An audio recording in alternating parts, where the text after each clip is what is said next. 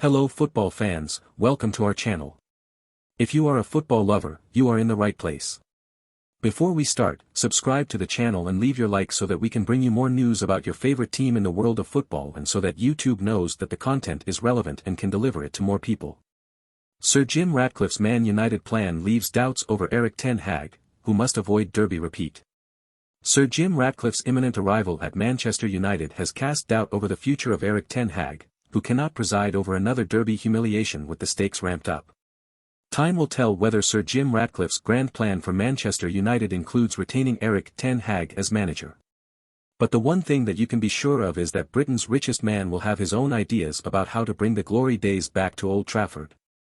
Ratcliffe might be a United fan whose imagination was caught by the Busby Babes as a kid, but he is also a hard-nosed businessman who will demand plenty of bang for his buck once he takes his place in the boardroom. And while Ten Hag may have laid a decent foundation by qualifying for the Champions League and winning the Carabao Cup last season, those achievements only papered over the cracks that appeared in two of United's biggest games.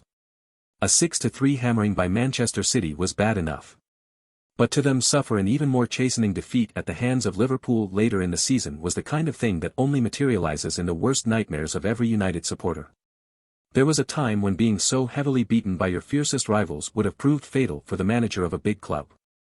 Losing 7-0 at Anfield was historic. It will never be forgotten by the fans of either club. The pain may eventually ease, but there will always be a permanent scar as a nasty reminder. The first Manchester derby of the season is a massive game for Ten Hag. Changes are afoot at Old Trafford with the news that the deal which gives Ratcliffe a 25% stake in his boyhood club comes with an agreement that his Ineos team will shape United's footballing future. Ten Hag's team have won their last 3 games after being beaten in 4 of their opening 8 Premier League games and losing to Bayern Munich and Galatasaray in the Champions League. A result against the champions would be another stepping stone. But the one thing Ten Hag can't afford is for his team to suffer another big game mauling in front of a worldwide audience that will be measured in billions. Ratcliffe, as United's new kingmaker, might not be quite as forgiving as the Glazer family if it all gets messy. There have been suggestions that the 71-year-old has already been questioning some of the transfer fees the club has paid in recent years. United have burned through £1.5 billion on new players since Sir Alex Ferguson retired a decade ago, and Ten Hag has accounted for about £400 million of that outlay. Are they really any better? It's a little too early in the season to make that judgment, but the clock is now starting to tick following Ratcliffe's decision to work alongside the Glazer family. I hope you enjoyed the video. Don't forget to subscribe, leave your like to help our channel and turn on notifications so you don't miss any updates.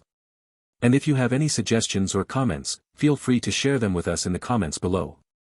Thanks for watching, and until the next video.